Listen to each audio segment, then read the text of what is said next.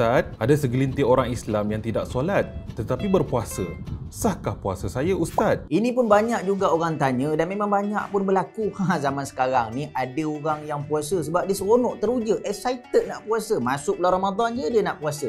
Cuma masalahnya jenis pula dia ni puasa-puasa dah tak solat, tak semayang. Ini yang problem. Sebab apa? Kalau orang yang berpuasa sebenarnya dia mengharapkan keredaan Allah Subhanahu Wa Taala.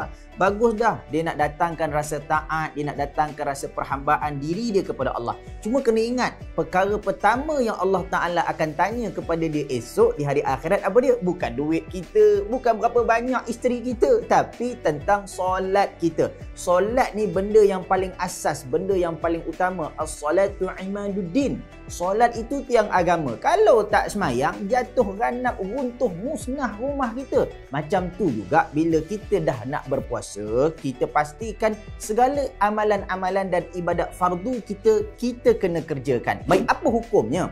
Orang yang berpuasa tapi tak solat, puasanya masih sah sebab puasa ini mengikut pada syarat yang telah ditentukan oleh para ulama. Bagi orang yang tak solat tetapi dia berpuasa, sesungguhnya puasanya itu akan jadi cacat. Puasanya akan jadi rugi, puasanya akan jadi sia-sia. Itu yang Nabi sebut, kam min saimin laisa min siyami illa ju' wal atash. Berapa ramai orang yang berpuasa, dia tak dapat apa-apa pun. Dah tak semayang, buat tak elok dalam kehidupan dia, buat benda-benda yang tak baik. Dia tak dapat apa-apa.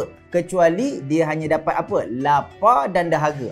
Dia dapat haus je lah. Lapar, sakit perut je lah. Puasa lah. Orang puji, baguslah kau puasa. Tapi tak dapat pahala. Yilek, kosong.